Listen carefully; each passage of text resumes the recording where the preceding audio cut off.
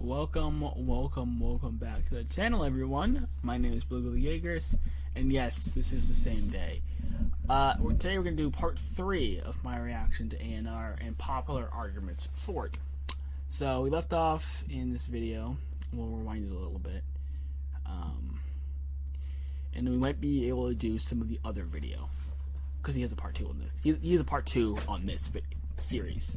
Alright, so let's just get into it. So basically I'm reacting, if you know, I'm reacting to ANR. ANR is being read, and popular mainstream Jaegers arguments or ending hater arguments are being levied, and I'm destroying them. Alright, so let's just jump right into it.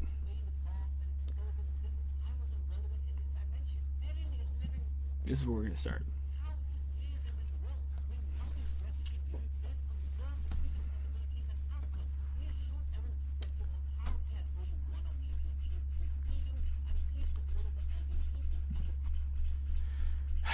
I'm like, you guys already know my bicker with that.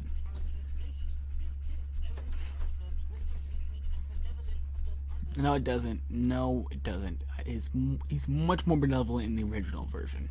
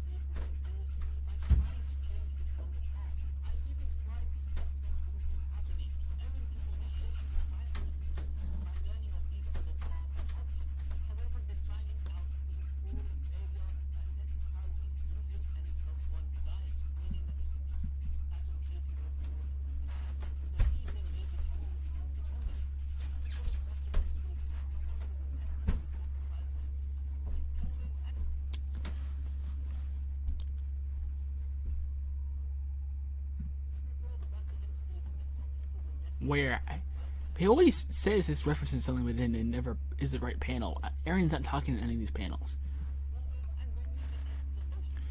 This right here was not this right here, where he's demanding that Hanji tell him another path because he was right. Parody's best chance was for the rumbling to happen, and he did not want to do the rumbling. He did not. I think the main reason is he did not want to die, and then B, very close to that, he did not want to kill a bunch of innocent people who did nothing wrong. So that's why he's saying this, right? Because he really wants a different path. So I guess you kind of got it half right.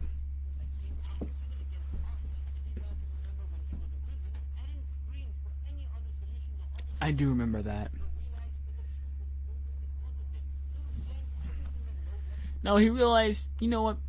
While the cycle of violence will never end, people can still find happiness, and I'm going to make sure that my friends are set. So no more Titans in their lifetime. His story doesn't have to give up her baby. His story doesn't have to eat anybody or be eaten by anything.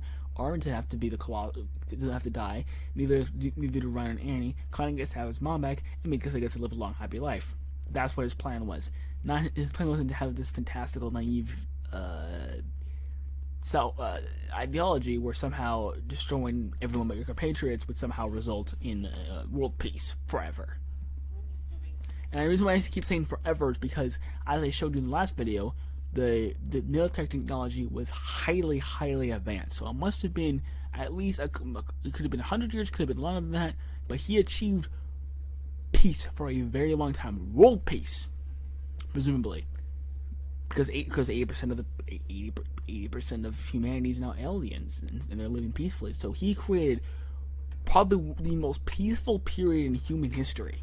In human history, your criticism should be the ending is too fluffy and too sunset and rainbows. Your ending has gone full fairy tale, gone full fairy tale.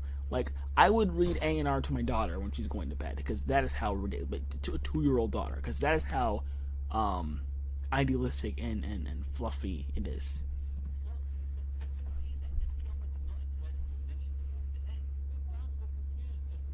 No, stop saying again. Stop saying fans. Please stop saying that. That's insulting to me and other intellectuals. You were confused. You were confused. We weren't confused. People who understand the Indians were not confused. You were confused. They were trying to put this in Instagram and say that his fans were confused. No, you were confused. There was a faction of the fandom that was confused. We weren't confused. Yeah, why would he do that? Why would he do that? And what's your answer for that? You have no answer for that. My answer is simple. That was his nature. He always was going to keep moving forward. And I am going to do a Grisham video, and this we'll dive deeper into this. That was his nature. He wanted to fight for freedom, he wanted to keep moving forward, and he wanted his son specifically to pass on that legacy. So that's why I gave him that, even though he disagreed in the moment. He's a very fickle dude. And which again, we will discuss in my character analysis video. But recall, remember on the wall, I was like, I'm not gonna do this. My fingers getting cut. It was too painful. I'm not gonna do my mission. But then he ended up doing it anyway, didn't he? But I don't see you saying, well, why did he continue doing that if he didn't want to, right? That's why. Same reason why he continued. The same reason why he's even in parody in the first place is the same reason why Aaron has the attack Titan.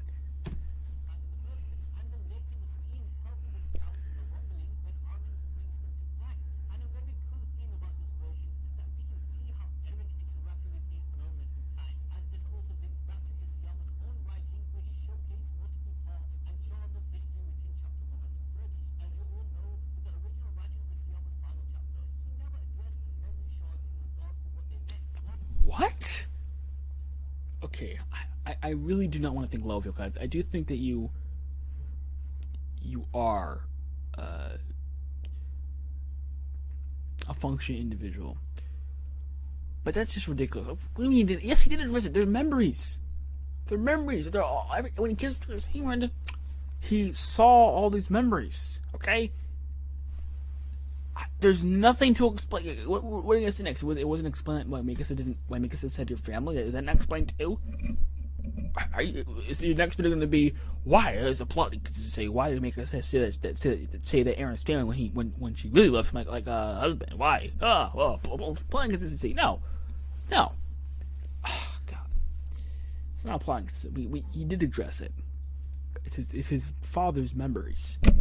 Okay. That he accessed when he kisses her hand.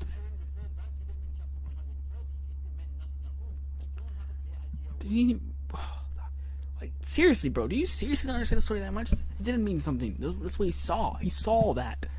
Which is why we see Ramsey prior to when Ramsey is shown, because we see him saying, we see his father's memories of Aaron's future memories seeing Ramsey.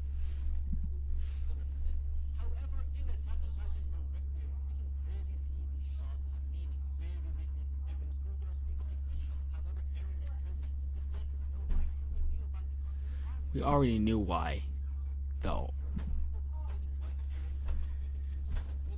He was speaking to the founder, the Frida. He was speaking to Frida, but let me guess, you didn't know that either. Did you? How much of this do you actually know? He might be talking to Laura too. That's another theory. But let's continue.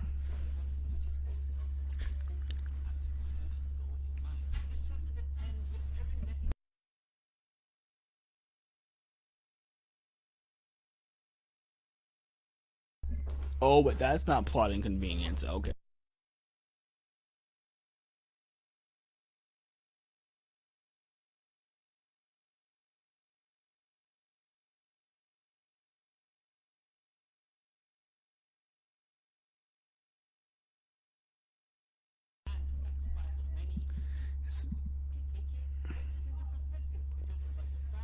Yeah, I'd rather say my family and take away the Titans. That's what I'd rather do. Alright, we're done here. So he's basically going to talk about he's going to talk about the moral dilemma of the rumbling. Yeah, actually, let's actually talk about this quickly, because this is actually where I really want to flex the moral dilemma muscle.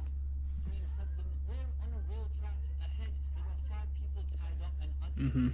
The train is headed straight for them, and you are standing right next to the train lever. Mm-hmm. If you pull this lever, the train will switch to a different set of tracks. However, you notice that there is one more person on the side track. So you have two options. Do nothing and allow the train to kill 5 people on the main track, or pull the lever, alerting the train onto the side track where it will kill 1 person. So what will you do? If you do nothing... Now, I would do literally nothing. I would do literally nothing, because you have to understand, you're it's like they switched it up where it's a bridge, where it's a guy on a bridge instead, and you push him off. People don't want to push him off, right? Even though it'll only be one person dying. It's the same thing for me, right? Whatever logic you use to justify not pushing a guy off the bridge, the same logic I would use. I'll explain that analogy. So basically, it's this bigger guy, and you're on a bridge, and you see the 5 mechanics, you see the 5 people. You could push this guy, and he'll 100% stop the train. No percent, you'll stop the train. It'll kill that guy, but the 5 people will be saved. Most people don't want to do that. Right? I wouldn't do that because, I would do nothing. That's what I would do. I'd do nothing. And whatever logic you use to justify not pushing that guy off, use that same logic. But I could totally understand if someone were to switch the lever, 100%. And I at one time said I would switch the lever.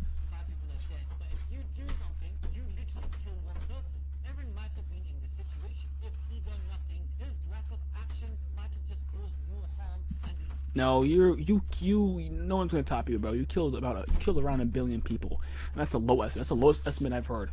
Most people say you killed billions of people. You didn't kill billions. You killed about 1 billion, maybe 1 billion people. No one's gonna top that for a long time. You definitely caused more human suffering than anyone will combined from the next 400 or 500 years.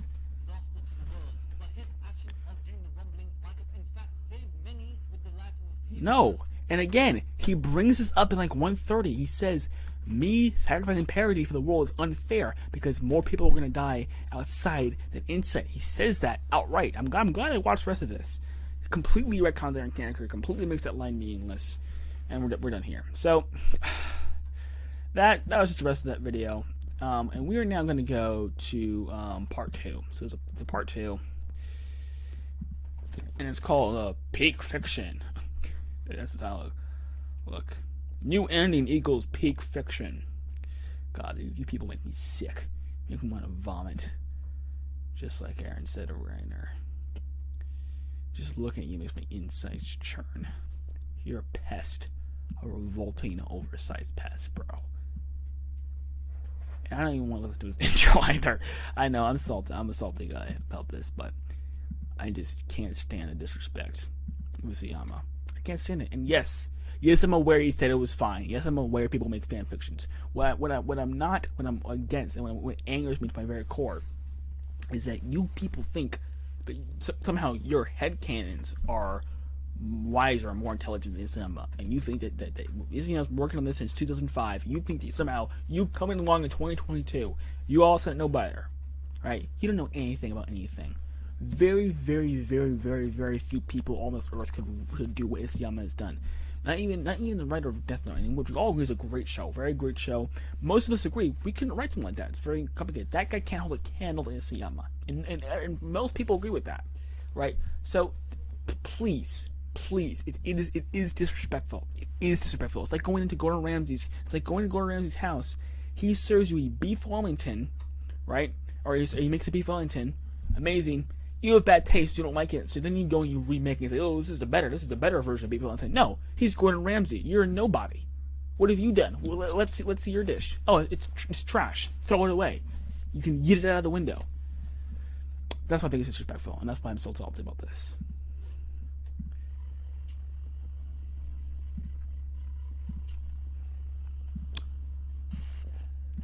The list of issues with the original ending is gaining more and more problem as time moves on, due to the way the time travel aspect was handled. Since, as we all know, your time travel creates plot inconsistencies. Paradoxes. The causal loop paradox, which was never explained in your thing, and also how come some things in the future can be changed and some things can't be changed, right? Those are all paradoxes and plot inconsistencies and plot holes. Right, not Isayama's version. Isayama's version is one of the very few time travel stories that's very consistent. Might sound a little bit of a problem, but it's very, very consistent. It makes a lot of sense. Chapter 139 became the skeleton of the entire story, where Eren admitted he didn't know what he was doing. people don't understand symbolism and narrative clues. I'm not gonna get into this. You guys already know my beef with that. So true. However, that is where AOT No Requiem steps in. Right here, this attitude. Oh, SCM, I didn't know what he was doing, and now we, the anime weebs, are gonna come in and save the day. No, you're not nobody. Of course, you're not nobody. You're definitely your life is definitely valuable, but this is just not your forte, man. This really is not your forte. And if you don't like the story, that's fine. No one is forcing you to like the story. We're not in Saudi Arabia. No one's forcing you to like the story. Just close the book, put it down, and say, it's not for me. It's not for me. I don't go around critiquing rom-coms. You know why? Because rom-coms aren't for me. So I'm not going to critique the quality of rom-coms. I dislike all rom-coms equally. I dislike them all. But I'm not going to say it's bad because they're not for me. I don't enjoy them. They're not for me. Right? They're not for me. I don't watch them. Right? Imagine how ridiculous it would be if a child read an autobiography and said, "Oh, this book sucks." So you look at you're ridiculous. You're being ignorant, little child. This is a great work. This is a great piece of literature. But you're just not almost appreciate it, or it's just not your thing. If I read something, if I consume something, and people are saying, other people are saying it's good, critics are saying it's good, I'm gonna say, I didn't like it, but it's not good. I'm just gonna put it away and not talk about it ever again. Sorry, that's how it works. All right, let's continue. That is their aim. It's thematically correcting all the plot holes and objectives after things turn south from chapter 137 onwards. It I'm not gonna basically follows the ending we all saw in the Akatsuki no Requiem music video, which makes Eren a selfish monster, and retcons everything he said. Like, why'd your hair get so long? Right? Why are you crying? I want you guys to live long, happy lives. I want to save her. The praying mantis. I'll sacrifice anything to protect you. Retcons all of that. video. Okay, if you don't get it, that's why I'm here. I'll give our opinion and explain everything that went down in AOT no Requiem Part 2 and how it attempts to fix the original chapters of 137 to 139. Now, again, no one is trying to disrespect Isayama. You are. No, you are. Again, I hate when people say this. If I go up to you, I go up to your wife, and I call you guys, I call your wife a racist slur, and I call you another slur, and complain that you're not loyal to your wife, or that your wife is not loyal to you. I won't use that sort of language on this channel. And I say, oh, no disrespect. It does not excuse me of being disrespectful. You are being disrespectful. You don't get to do something as disgusting as that. Again, I don't have a problem with fanfiction. I don't have a problem with that.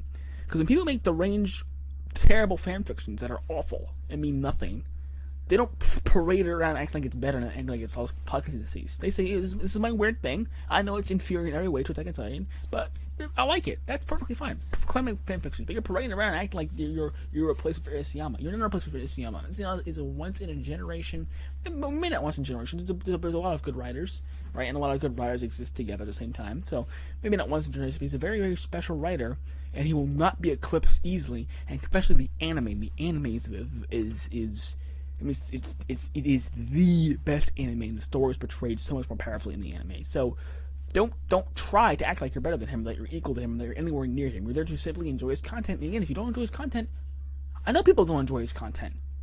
They don't talk about it though. They don't make critiques about it. They don't say it's a bad show. They just don't watch it. They say, it's not for me. It might be good. It's not for me. And they put it away, right? Like Elden Ring. I'm not playing Elden Ring. I'm not gonna say it's a bad game. I'm just not into it. So I put it away and I don't talk about it. Right. We support his work. No, you don't. No, you do not.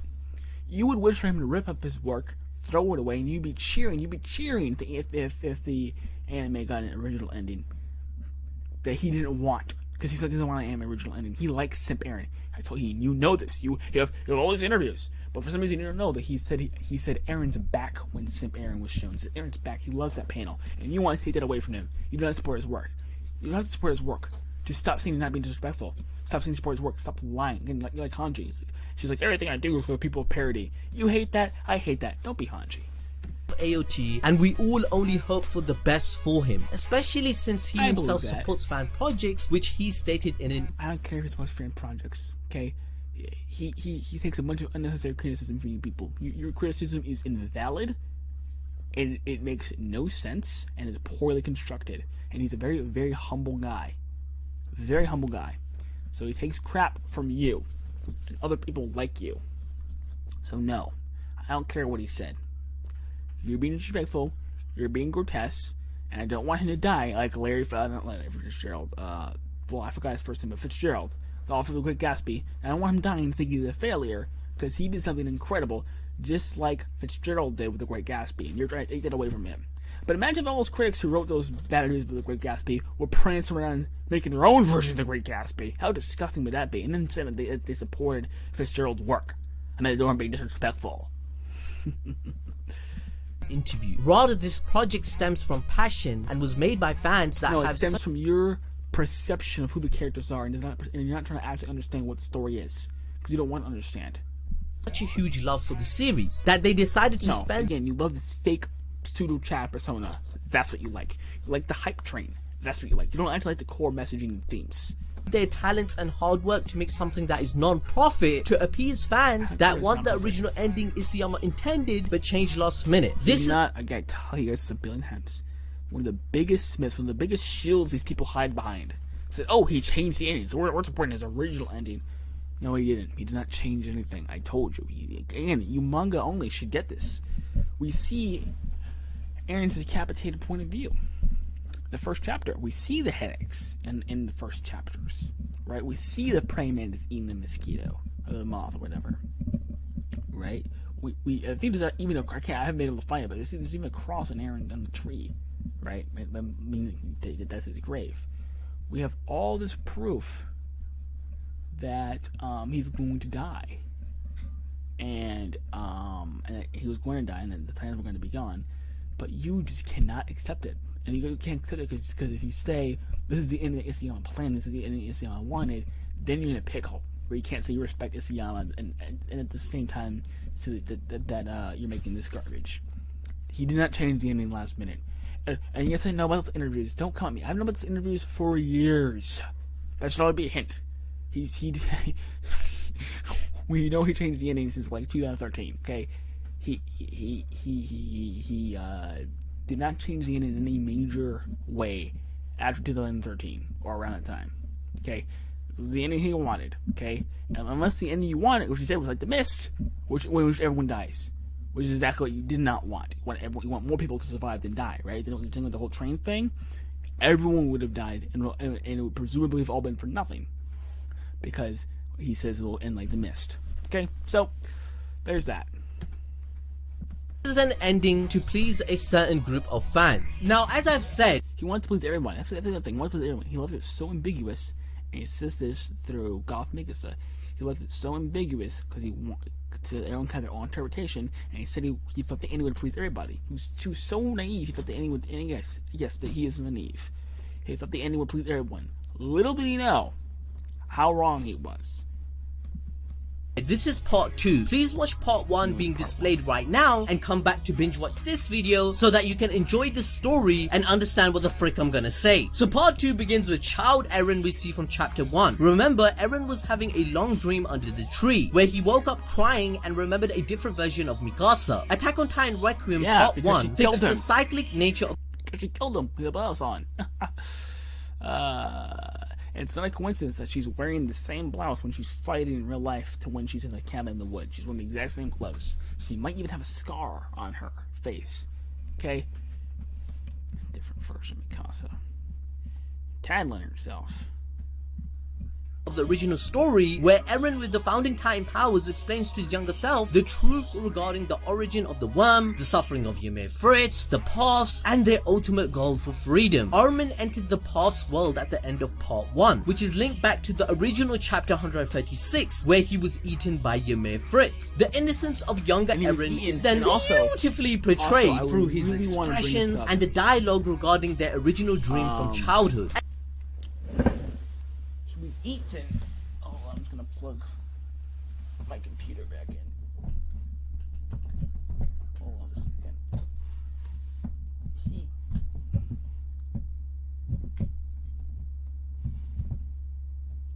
Actually, I can't plug this in. He was eaten. He was eaten by Ymir Fritz at a very interesting time. She ate him, and you're saying she ate him, not me. You're saying she ate him, and I believe she ate him, but I'm saying you just said he ate him. So according to your own logic, Ymir Fritz ate her. Okay? Now she ate him when he reconciled that he was gonna have to kill Eren. He was like, Eren's really gonna do this, which is also why he didn't waste time arguing with him why he's thinking for committing mass murder for his sake, because he knows Eren's gonna do this. He's like, Eren's gonna do this. The only really the only way to have to kill him. I'm going to have to kill him. And he made his peace with that, and he knew that's what he needed to do. And then he gets swallowed up. And why does he get swallowed up? Well, there's two reasons. There's one reason. He's a colossal titan, very powerful, and he just realized, and he just made peace with killing Eren. That's why he got swallowed up, because Ymir wants to make sure that Mikasa kills him. Mikasa has to kill him. And in 135, 136, he gets swallowed up for that specific purpose, so that he can ensure that Mikasa is the one to kill him, and not Armin. Okay? So, again, you just keep stepping in landmines, stepping in landmines, stepping in landmines, stepping in landmines, and also you robbed us of a very good chapter, which is 137. Eren will not know the complete truth until his memories return when he kisses Historia's hand. He sees an older Armin and expresses the joy of their dream coming true, which was to go beyond the walls to see the unseen. As this chapter focuses on the clash of ideologies, the writing is great because the smaller version of Eren represents Armin's shared philosophy from the past, the middle ground of a civilian that is naive to the truth, just like the rest, and an evil mother effer. An evil mother effer. Which Niall brings up, and again, I'm not gonna say that's gonna be taken the wrong way, but Niall brings this up. He says, "Yeah, his actions were in self-defense. Hint, hint, wink, wink. But the violence cannot be underestimated. That these children just murder these people. Hint, hint, wink, wink. But season 1 was so basic and so bad. No, the child actually, and again, I know this because the song is called "Child of Evil."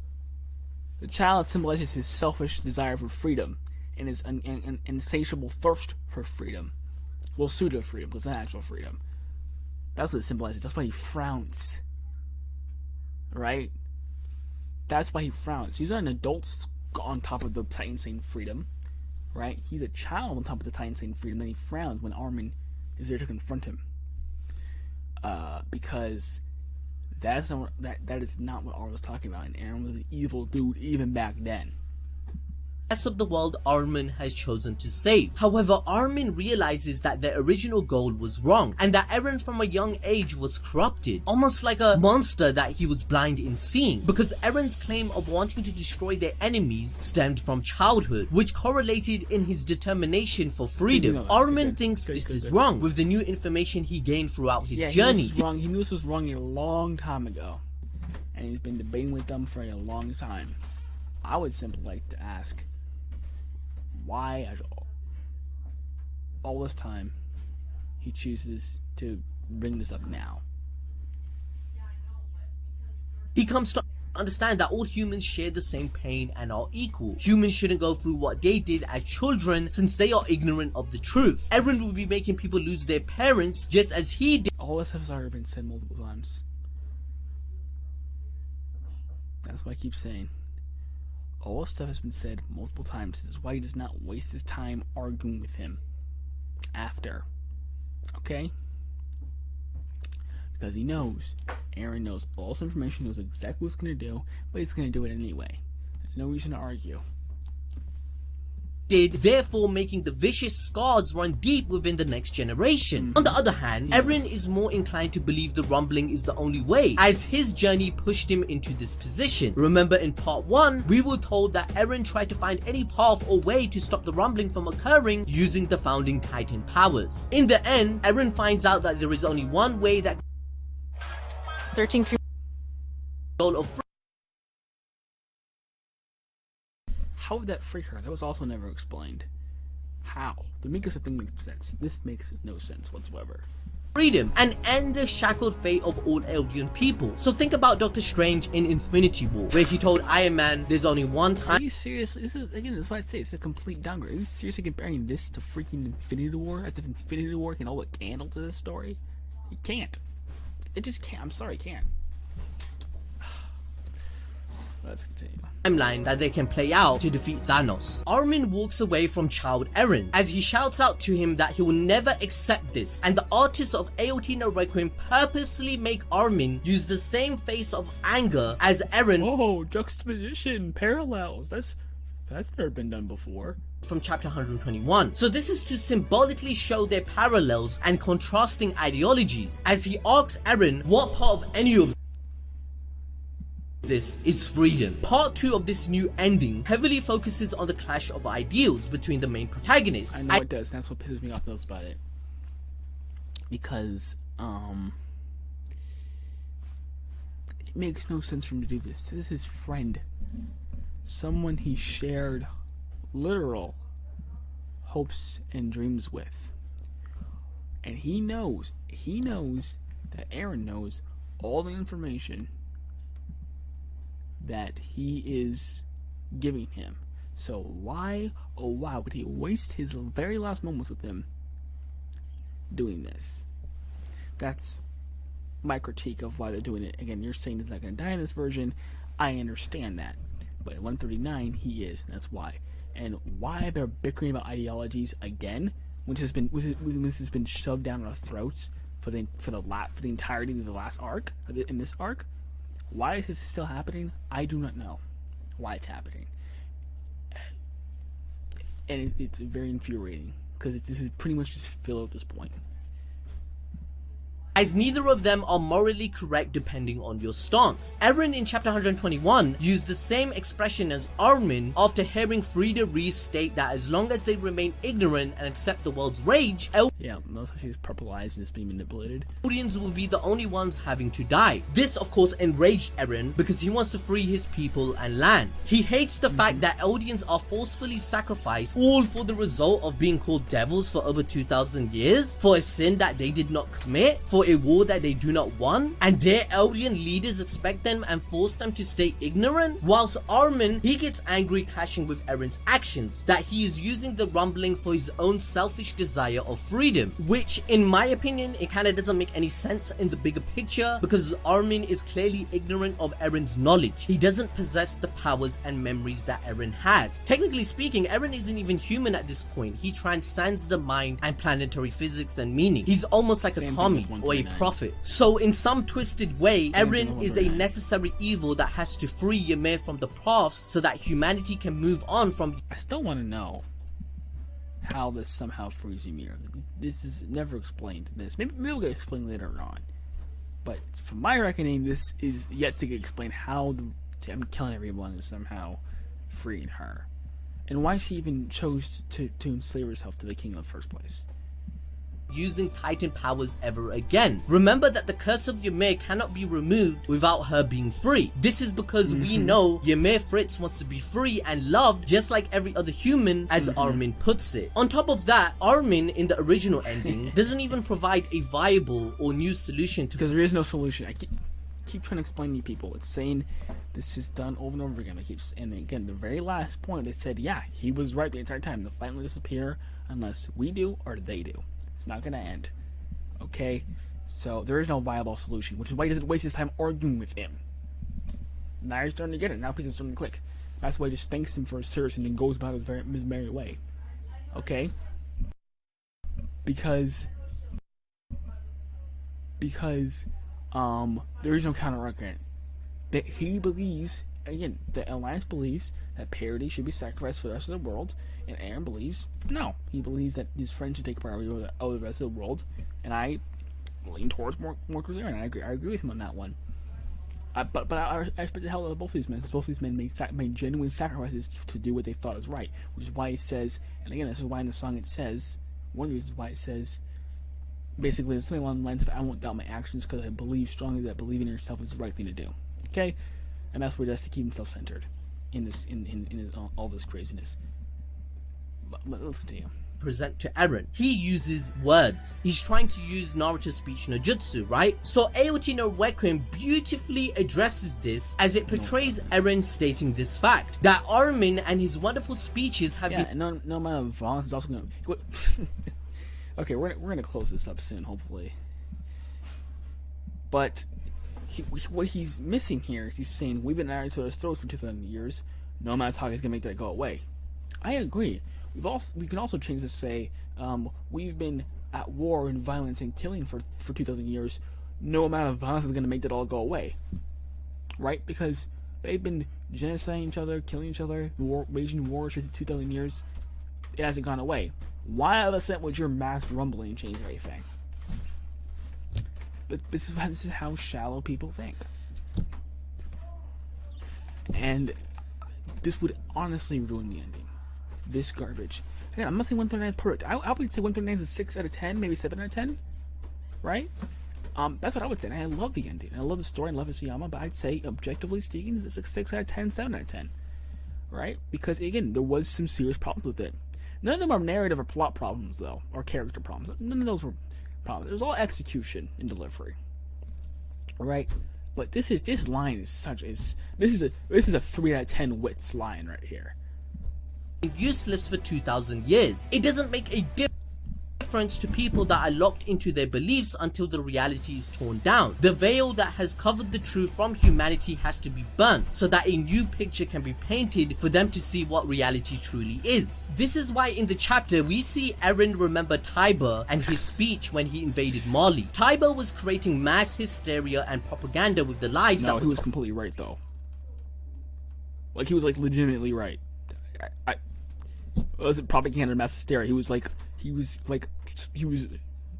reasonably scared because he had the king under his thumb for 2,000 years, or for 100 years, and then all of a sudden this guy comes along and has no obligation to anyone, and he's worried. Hey, this guy might be rightfully pissed off that we've been oppressing his people for 2,000 years.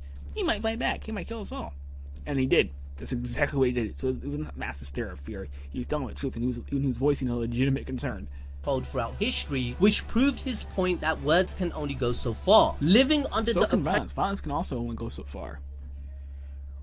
Which is why I've been saying war is peace is a brief respite between war. And that's why we're living what's called Pax Americana, because peace is unnecessary. Peace is not the norm. Peace is abnormal.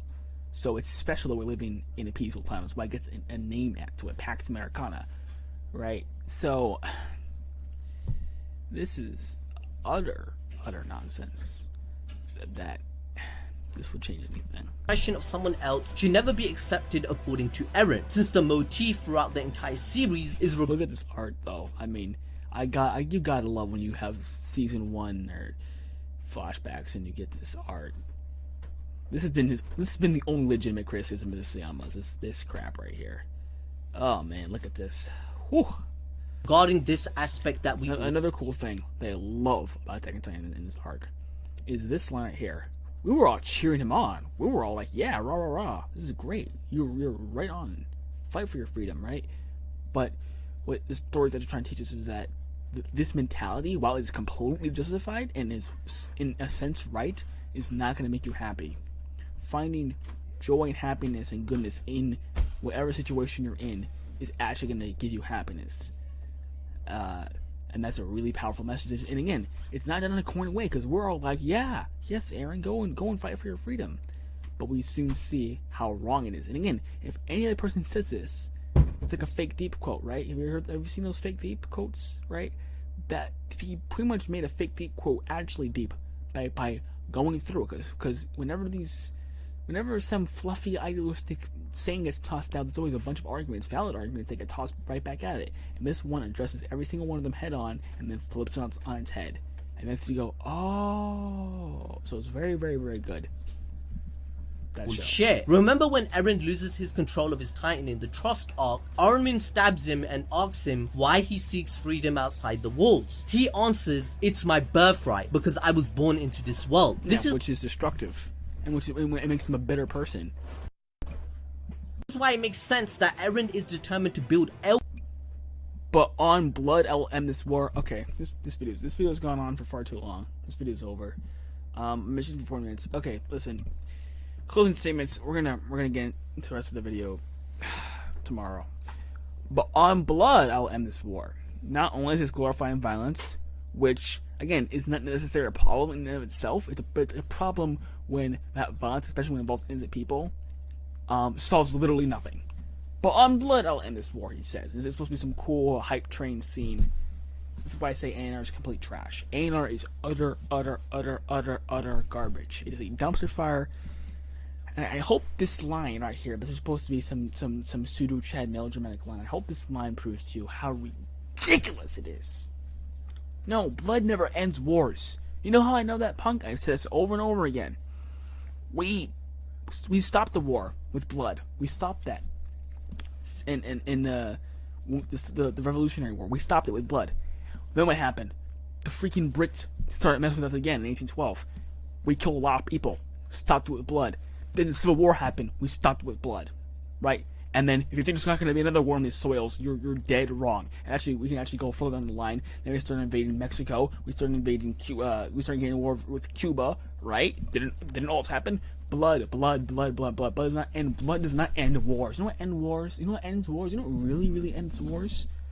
A whole generation burdening children's the sins of the past.